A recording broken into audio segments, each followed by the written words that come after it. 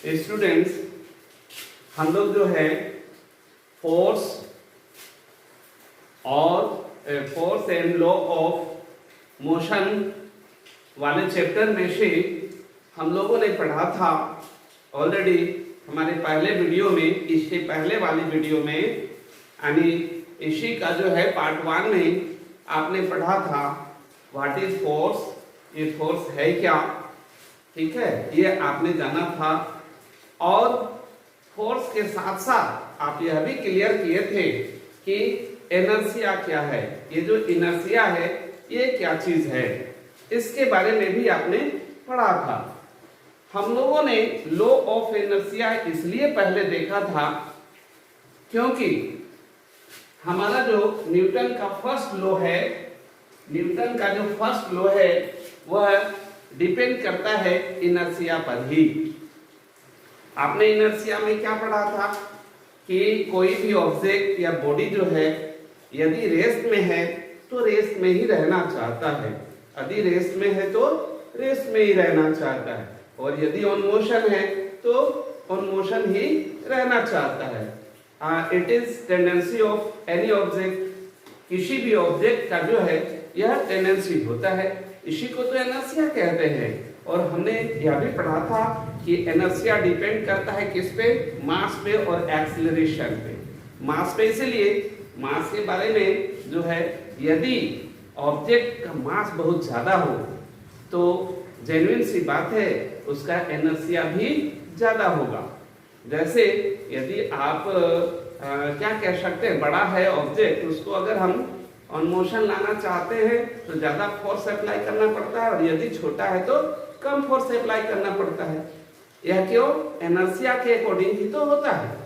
तो हम लोग जो है न्यूटन्स फर्स्ट लॉ, देखिए न्यूटन्स फर्स्ट लॉ वास्तव में ये क्या है, लॉ ऑफ मोशन है। फिर न्यूटन कहां से आया?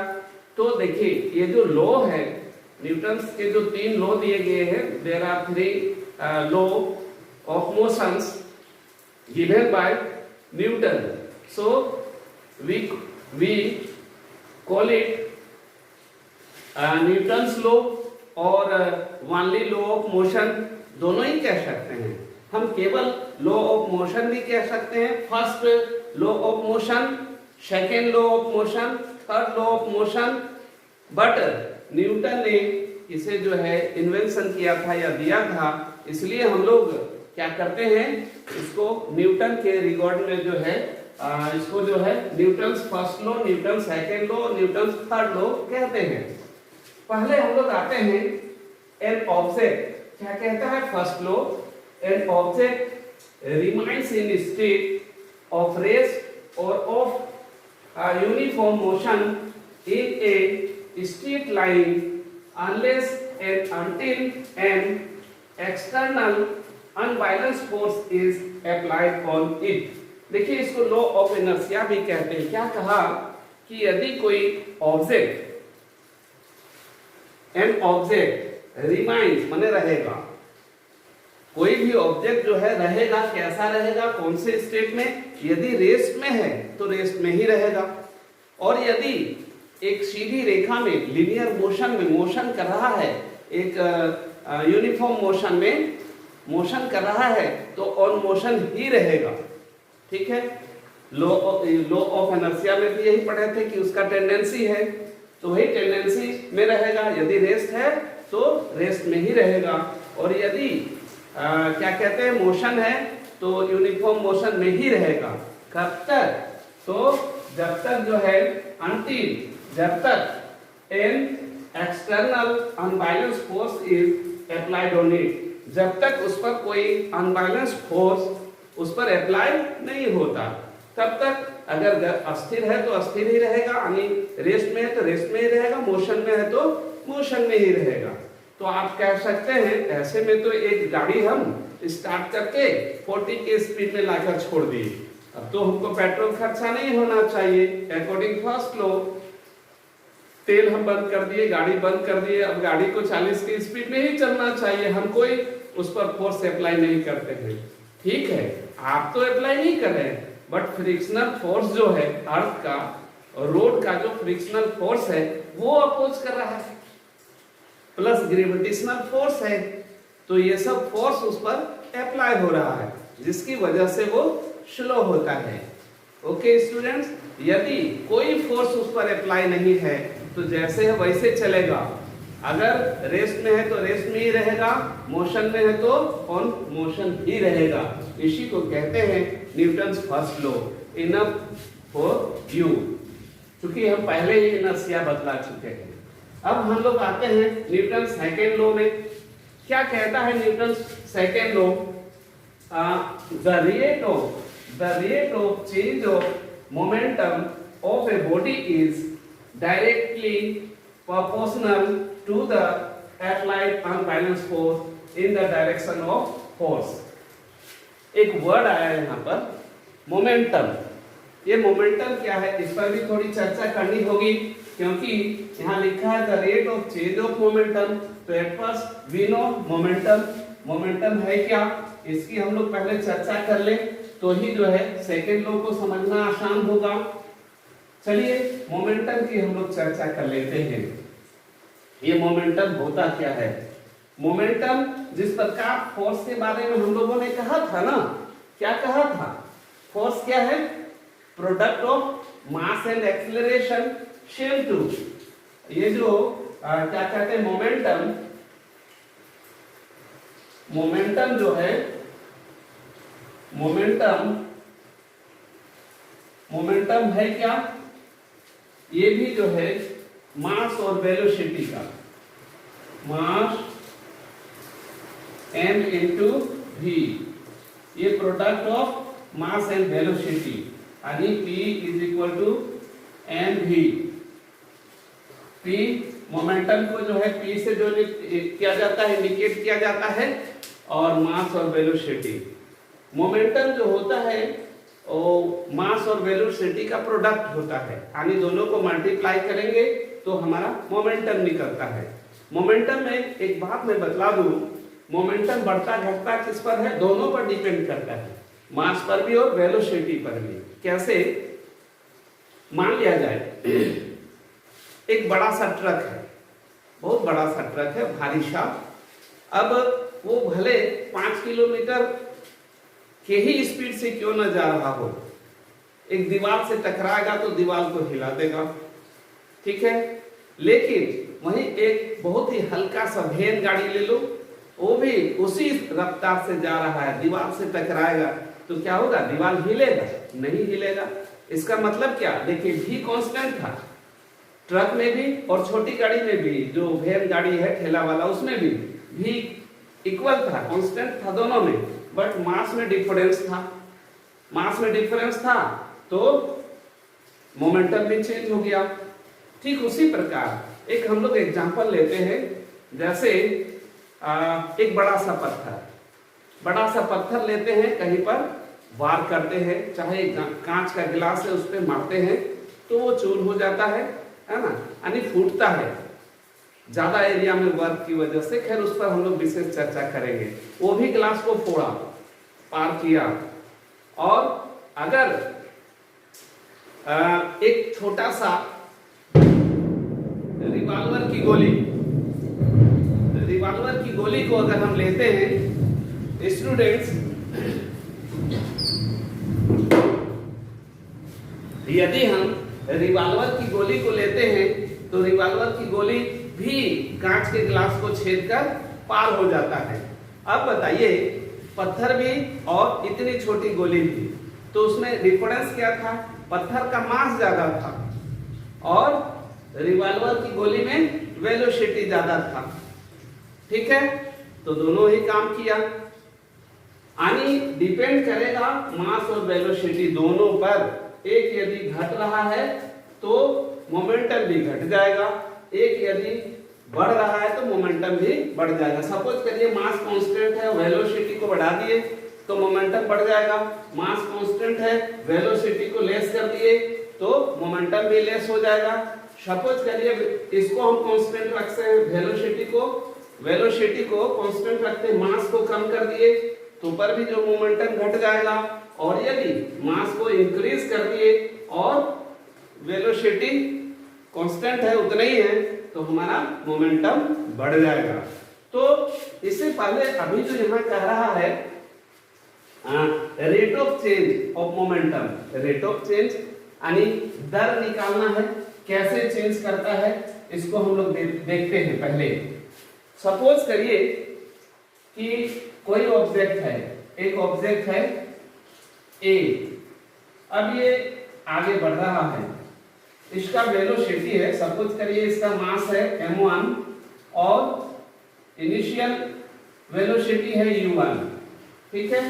अब इसमें क्या किया ना कि फोर्स, थोड़ा सा फोर्स अप्लाई कर दिए, सम न्यूटन फोर्स अप्लाई कर दिए और ये बढ़कर यहाँ जो अब जो है इसका बी सिचुएशन पे वस्तु ए ही है, अब बी में m तो m1 रहेगा, ओके, बट ये फाइनल वेलोसिटी v1 हो जाएगा, या केवल m भी लिख सकते हैं, ऐसे ही हम लिख दिए, मास तो मास है।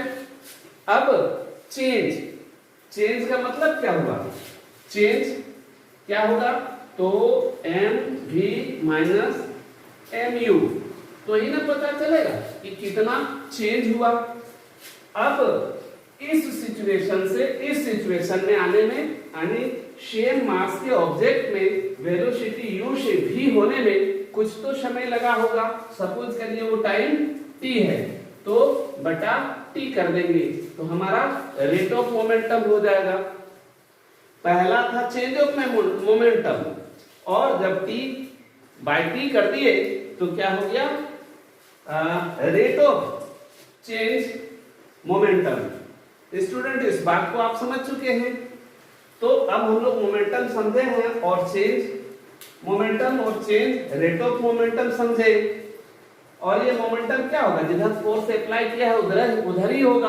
अगर इधर मोशन में और इधर ही फोर्स अप्लाई किए हैं तो ये क्या होगा, पॉजिटिव होगा, और यदि अपोजिट में फोर्स अप्लाई हुआ है तो मोमेंटम ये चेंज तो होगा बट नेगेटिव होगा। चलिए स्टूडेंट्स, तो हम लोग और आगे बात करते हैं, डायरेक्शन भी तो है इस पे। तो हमारा जो है सेकेंड लॉ क्या कह रहा है, the rate of change of momentum of a body is directly proportional to the applied unbalanced force in the direction of force. तो हम अब चलते हैं, देखते हैं हमारा सेकेंड लॉ क्या कहा। सेकेंड लॉ कहा ये जो चेंज ऑफ मोमेंटम है वो प्रोपोर्शनल है किसका, F का, यानी ज्यादा फोर्स अप्लाई होगा तो चेंजिंग का जो रेट होगा वह इंक्रीज करेगा, फोर्स माने ज्यादा इंक्रीज करेगा, यदि फोर्स ज्यादा अप्लाई किए तो रेट ऑफ चेंज मोमेंटम जो है ज्यादा होगा, अगर कम फोर्स अप्लाई किए तो कम होगा, इसी को कहते हैं डायरेक्टली प्रोपोर्शनल।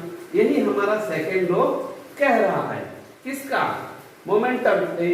सेकेंड लॉ जो है क्या कह सकते हैं, न्यूटन्स सेकेंड लॉ या सेकेंड लॉ ऑफ मोशन जो कहो, तो ये हमारा कहता है ये। अब इसको जो है स्टूडेंट्स, इससे हम लोग क्या कह सकते हैं, फार्मूला जो है बना सकते हैं। कौन सी फार्मूला हम लोग बना सकते हैं इससे भाई, चलिए देखते हैं। यहाँ पर हम इसको ऐसे ले सकते हैं क्या, तो F प्रोपोर्शनल M हम कॉमन ले लेंगे, M तो बचा क्या, V minus U upon T, ठीक है। अब इसको हम और आगे यदि बढ़ाएंगे तो क्या होगा, F प्रोपोर्शनल M, और यहाँ देखिए स्टूडेंट्स ये क्या हो जाएगा, A, क्योंकि ऑलरेडी हमने पढ़ा है मोशन वाले चैप्टर में V minus U is equal to A, यानी F प्रोपोर्शनली M A। यहाँ तक आपने देखा।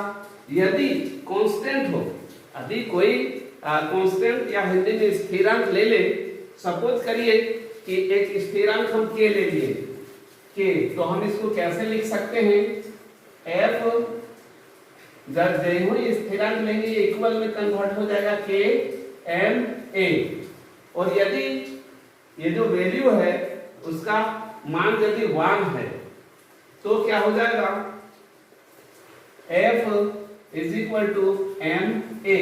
तो एक फार्मूला हमारा बना किससे, तो Newton second law of motion से। ओके स्टूडेंट्स, तो आप कहेंगे कि k कहाँ गायब हो गया, k का वैल्यू 1 हो जाएगा। कैसे, सपोज करिए कि 1 न्यूटन का फोर्स अप्लाई किया किस पे, 1 किलो के ऑब्जेक्ट पर, ठीक है, और रेट ऑफ चेंज यदि 1 यूनिट हो रहा है तो क्या होगा, यह भी 1, यह भी 1, यह भी 1, तो क्या बच जाएगा, k is equal to 1। Okay students, k is equal to 1 हो जाएगा कि नहीं। यह कब कब, जब 1 न्यूटन का फोर्स अप्लाई किया जा रहा है 1 किलो के ऑब्जेक्ट पे है, ठीक है, मास उसका 1 है और ये जो है एक्सेलरेशन भी 1 आ रहा है, ऐसे सिचुएशन पे, या फिर वो सिचुएशन यहां भी क्रिएट हो सकता था, तो ऐसा हो सकता है। तो न्यूटन का जो है सेकेंड लॉ ये क्लियर करता है। तो इस प्रकार से बहुत कुछ नहीं पढ़ना, जितना पढ़ना है उतना हमने इस पे ले लिया। अब न्यूटन थर्ड लॉ लेते हैं students. Newton third law, second law के बाद न्यूटन थर्ड लॉ की हम लोग चर्चा कर लेते हैं। न्यूटन थर्ड लॉ क्या कहता है, ये इस पर बहुत कुछ बात करने का नहीं है। जब हम लोग कंजर्वेशन ऑफ मोमेंटम पढ़ेंगे तो इसका डिटेल हम लोग देखेंगे। फिलहाल हम लोग इतना कह सकते हैं, क्या कह सकते हैं कि न्यूटन थर्ड लॉ जो कह रहा है, क्या कह रहा है, for every action there is always equal and opposite reaction. कोई भी रिएक्शन है उसका प्रतिक्रिया जो होगा वह उल्टा होगा और विपरीत डायरेक्शन पे होगा। फॉर एग्जांपल, यदि हम पुश करते हैं किसको, पृथ्वी को अगर हम अपने पैरों से पुश करते हैं तो उतना ही, जितना फोर्स अप्लाई करके हम पुश करेंगे उतना ही फोर्स अप्लाई करके पृथ्वी भी हमारी ओर अप्लाई करेगा। हम नीचे फोर्स अप्लाई कर रहे हैं तो पृथ्वी ऊपर। ये हर एक ऑब्जेक्ट पे होगा स्टूडेंट्स। जैसे हम लोग चलने की जो काम करते हैं वहां भी यही बात होती है। आपने देखा होगा जब हम रन करते हैं तो क्या होता है कि हम जोर जोर से जो है फोर्स अप्लाई करते हैं। आपने यह देखा होगा, यदि कहीं धीरे धीरे गुजरना है तो ये एकदम स्लोली जो है पैर को रखते हैं, तो स्लोली हम फोर्स अप्लाई करते हैं। पृथ्वी भी हमको स्लो फोर्स अप्लाई करता है, जिसकी वजह से हम स्लो चलते हैं। लेकिन जैसे हमको दौड़ना होगा तो आप देखते हैं धप धप धप धप की आवाज से लोग आगे बढ़ता है। तो यह जो आवाज को जोर से हमने अप्लाई किया, जोर से वो हमारे पर फोर्स अप्लाई किया और वो आगे बढ़ जाता है। ठीक है स्टूडेंट्स, इसका रिएक्शन कहाँ कहाँ देखेंगे। आपने देखा होगा कि मान लिया जाए एक रिवॉल्वर है, सपोज करिए कि एक रिवॉल्वर है, कैसा भी एक रिवॉल्वर हम फॉर्म कर दिए, ठीक है। यहाँ एक रिवॉल्वर है, रिवॉल्वर से यहाँ से बुलेट जो है बाहर निकलता है। बुलेट जब बाहर निकलेगा तो आप क्या देख रहे हैं, इसमें मोशन आ रहा है ना, यानी गन जो है बुलेट पर फोर्स अप्लाई कर रहा है, तो बुलेट भी गन पर फोर्स अप्लाई करेगा, ठीक है, लेकिन उसका इफेक्ट कम होगा। यही रीजन है कि जैसे ही कोई बुलेट जो है फायर करता है तो रिवॉल्वर या पिस्टल या बंदूक जो भी है वो पीछे की ओर झटका लेता है। क्यों? क्योंकि जितना फोर्स अप्लाई किया इस पे बुलेट भी उतना ही फोर्स अप्लाई किया गन, पिस्टल या माने बंदूक पे। इसी प्रकार का ढेर सारा है। जैसे आप जंप करेंगे तो आप उछलेंगे, गेंद को आप मारो वह भी उछलेगा, जितना जोर से मारो उतना जोर से उछलेगा, यानी जितना फोर्स आप अप्लाई कर रहे हैं उतना ही फोर्स वो भी अप्लाई कर रहा है। यही सब होता है। जेट विमान वगैरह में आपने देखा होगा, जेट विमान जैसे है, आपने देखा होगा जेट विमान जैसे ही उड़ता है ना तो यहाँ पर जो है बहुत सारे गैसेस छोड़ते हैं, यानी ईंधन जलता है, इस पे जो फ्यूल बर्न करेगा और गैस को तीव्र गति से भूमि की ओर, पृथ्वी की ओर फोर्स करेगा और पृथ्वी भी उतना फोर्स अप्लाई करता है और जेट विमान, ये जो विमान है या रॉकेट है वह आगे बढ़ जाता है। स्टूडेंट्स, ये था न्यूटन्स थर्ड लॉ। यानी हम लोगों ने पहला पार्ट में क्या देखा था, फोर्स देखा था, फोर्स के बारे में डिटेल पढ़ा था, 3 पार्ट में बांटे थे ना। और दूसरा पार्ट जो है ये लॉ ऑफ मोशन में आपने देखा। स्टूडेंट्स, तो पार्ट करके हम लोग आगे बढ़ते हैं। हम लोग हर पार्ट में कंजर्वेशन ऑफ मोमेंटम पढ़ेंगे। ओके स्टूडेंट्स, तो इस वीडियो को बढ़िया से देखना है और ज्यादा मार्क्स लाना है। आप समझ ही रहे हैं हमारा जो रट्टा है वाली बात है कि बढ़िया से पढ़िए, ज्यादा मार्क्स लाइए, जीवन में ऊंचाई से ऊंचाई को कवर करिए। इसके अलावा कोई विकल्प नहीं है। ज्ञान बढ़ाएगा तो ही आगे बढ़ेगा। Okay student, thank you.